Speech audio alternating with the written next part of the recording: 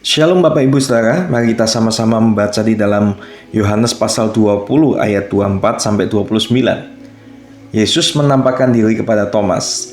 Tetapi Thomas, seorang dari ke-12 murid itu yang disebut Didimus, tidak ada bersama-sama mereka ketika Yesus datang ke situ.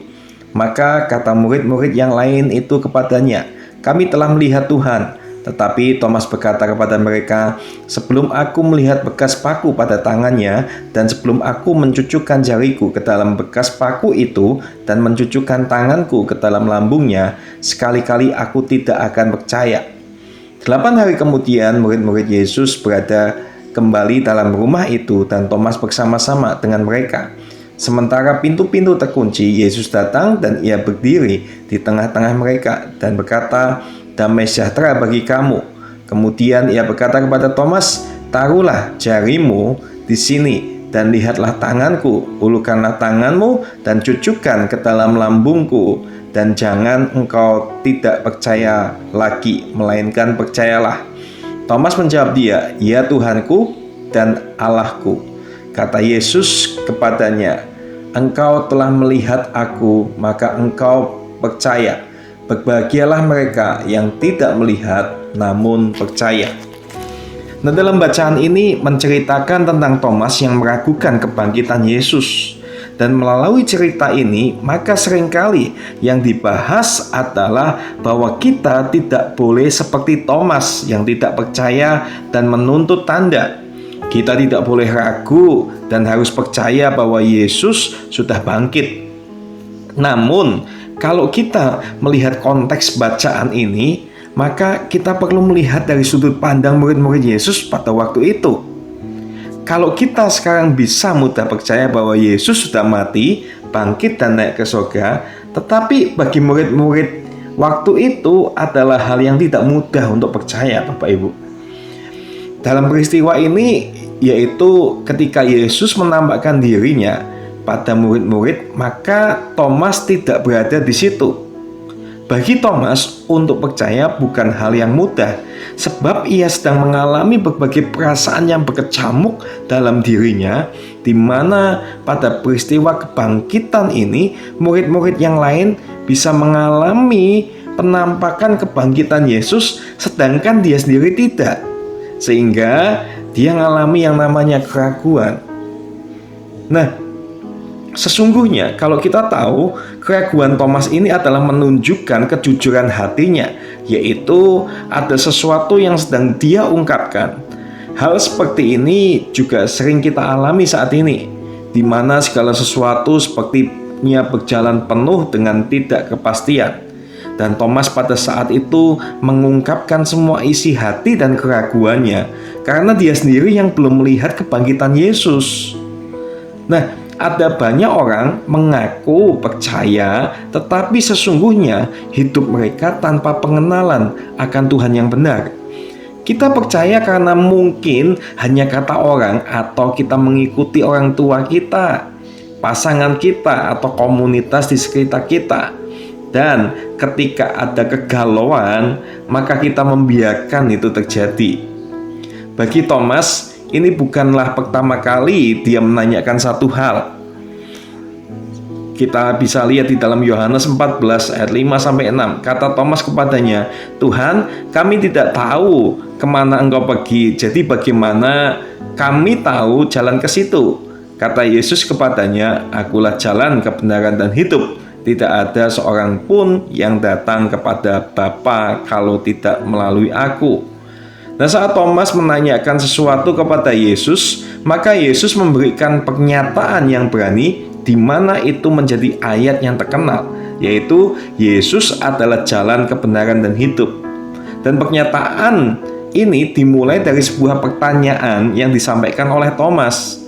Nah, demikian juga saat kita ada dalam keraguan, maka sadarilah satu hal, bahwa itu menunjukkan bahwa kita adalah manusia yang terbatas dan bisa terjadi dalam perjalanan kita mengiringi Yesus, Bapak Ibu. Ada banyak hal yang kita tidak bisa menjawabnya, iman yang tergoncang dan berbagai macam keraguan yang menunjukkan keterbatasan dan keberdosaan kita. Nah, ada seorang yang bernama Tim Keller itu berkata, iman seseorang dengan mudah runtuh dalam semalam jika ia dalam hidupnya gagal untuk mendengar dengan sabar semua keraguannya yang akhirnya dapat dihilangkan setelah perenungan yang panjang. Saat kita berada dalam kegalauan, berbagai macam pertanyaan serta ketidakmengertian, maka hadapilah itu serta jujur pada diri sendiri, serta bisa kita ungkapkan pada komunitas kita, sehingga mereka mengerti keterbatasan kita. Dan ketika kita ada dalam keadaan ini, maka percayalah bahwa Tuhan itu tidak membiarkan kita dalam keraguan. Dia akan memberikan jawaban bagi kita. Sebab itu, mari kita ungkapkan segala keraguan kita di hadapan Tuhan. Keterbukaan kita di hadapan Tuhan dapat membuat kita ada dalam sebuah perenungan, dan dalam perenungan itu maka kita akan menemukan jawabannya, Bapak Ibu. Keraguan Thomas tidak menghentikan kasihnya dan kerinduannya agar Thomas itu percaya. Keraguan Thomas akan kebangkitan Yesus bukan berarti dia tidak percaya, namun ada keinginan untuk bisa melihat dan merasakan seperti yang dialami oleh murid-murid yang lain. Dan akhirnya Yesus pun datang dan menampakkan diri lagi untuk Thomas. 2 Timotius 2 ayat 13. Jika kita tidak setia, dia tetap setia, karena dia tidak dapat menyangkal dirinya. Bagi Tuhan sebenarnya tidak perlu untuk dia datang kembali khusus berbicara kepada Thomas. Ya, kita lihat dalam Yohanes 20 ayat 26. 8 hari kemudian murid-murid Yesus berada kembali dalam rumah itu dan Thomas bersama-sama dengan mereka. Sementara pintu-pintu terkunci, Yesus datang dan ia berdiri di tengah-tengah mereka dan berkata, "Damai sejahtera bagi kamu." Yesus datang lagi untuk menampakkan diri khusus pada Thomas setelah 8 hari dari kebangkitannya.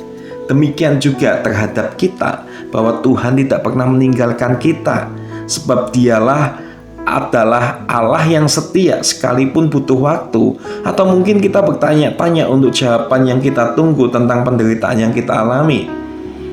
Dalam 8 hari itu akanlah hal yang mudah bagi Thomas. Namun akhirnya Yesus datang lagi kepada Thomas. Keraguan Thomas tidak menghentikan kasih dan kerinduan Kristus untuk membuat Thomas itu percaya. C.S. Lewis berkata, sekalipun perasaan itu datang dan pergi, namun hal yang paling penting harus diingat adalah walaupun perasaan kita datang dan pergi, namun kasihnya atas kita tidak berubah. Sama seperti dia mendatangi Thomas, maka Yesus juga akan terus menghampiri kita. Dia akan datang dan menyatakan kasihnya, serta membuat kita mengerti dan mengenal siapa dia. Nah, kita mau lihat di dalam Yohanes pasal 20 ayat 27. Kemudian ia berkata kepada Thomas, taruhlah jarimu di sini dan lihatlah tanganku, ulurkan tanganmu dan cucukkan ke dalam lambungku, dan jangan engkau tidak percaya lagi, melainkan percayalah. Thomas adalah satu-satunya rasul yang secara fisik menyentuh tubuh Yesus yang baru bangkit dari kematian. Jari si peragu ini akhirnya mencucukkan jarinya pada tangan dan lambung Kristus. Karya salib Kristus yang membawa iman Thomas kembali dan memeliharanya sampai akhir.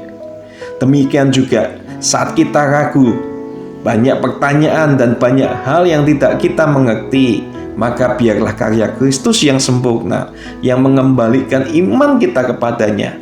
Peristiwa mencucukkan jari ini mengingat kembali kepada apa yang Kristus sudah kerjakan bagi Thomas. Dan saat Thomas diingatkan akan karya salib Kristus, maka responnya sangat berani. Ya Tuhanku dan Allahku. John Stott berkata, saya tidak dapat percaya kepada Allah jika bukan karena salib. Saat kita memandang karya salib Kristus, iman kita akan dibangkitkan. Bahwa keraguan dan kekhawatiran kita pada salib Kristus, Dia yang setia dan memampukan kita berkata, ya Tuhanku dan Allahku. Dalam salib Kristuslah keraguan kita terjawab, dalam karya kematian dan kebangkitan Kristus, maka ketidakmengertian kita diteguhkan oleh Tuhan.